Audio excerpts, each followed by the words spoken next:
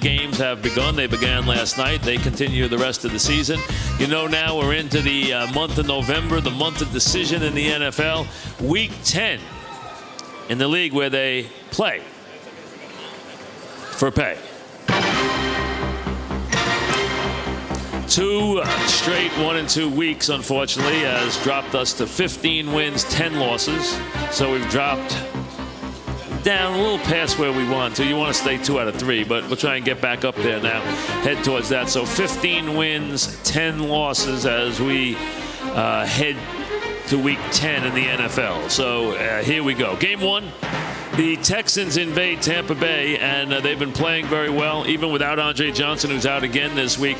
But this is a must-win for Tampa Bay. Tampa Bay is 4-4. If they want to do anything this season, if they want to be a wild-card contender, this is not a game they can spit out when you look at the rest of their schedule. And I think it's a week where they can either get a very, very close loss or a win, and I think they get a win.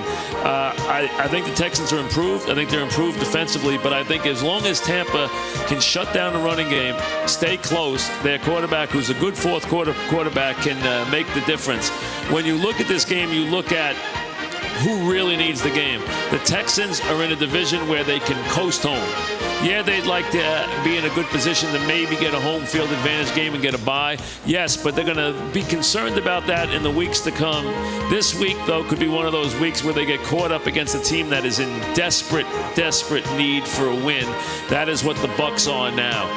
The Bucs have grand designs on making the playoffs this year. They feel they're a team that is moving in the right direction. They desperately need a win here. They're getting 3 points. The Texans are 3-point favorites on the road.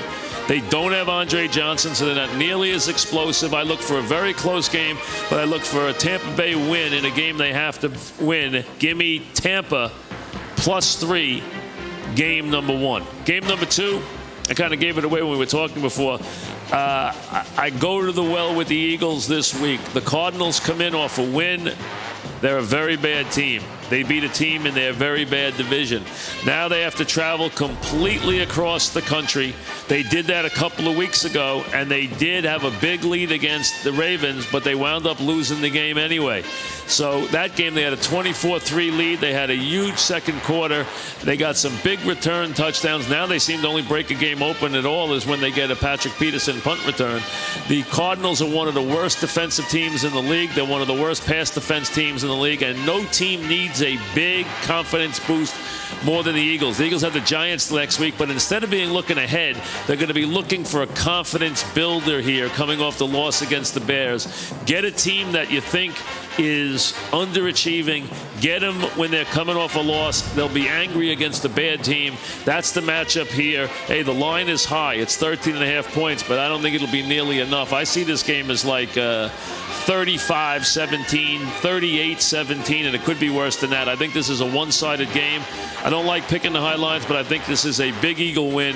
Give me the Eagles -13.5, game number 2. Game number 3, I went with them last week. I go back with them this week. This is as much an anti-Pat pick as it is a Jet pick, but I like the Jets again this week. I picked them last week against Buffalo. I'm staying with them. I think right now they come up to this game in better shape than the Pats do. I think the Pats are reeling on defense. I think the Jets are starting to put it together. They're starting to show some good signs on offense, a little better running game, which leads to a little more of a play-action game. Get the ball to Burris in the red zone.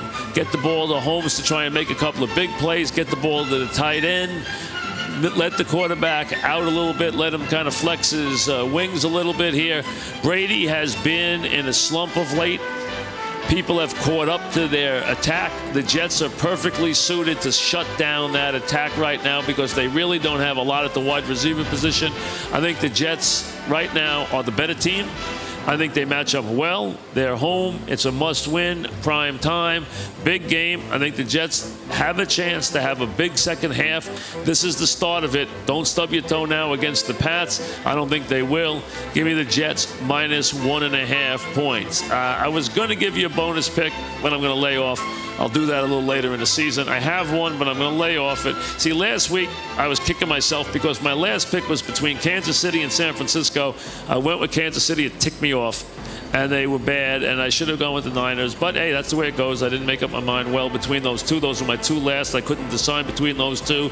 This week, I have three that I like. These were the three that jumped out. Bucs +3, Eagles -13.5, Jets -1.5, Bucs +3, Eagles -13.5, Jets -1.5. The picks for Week 10 on the Fan.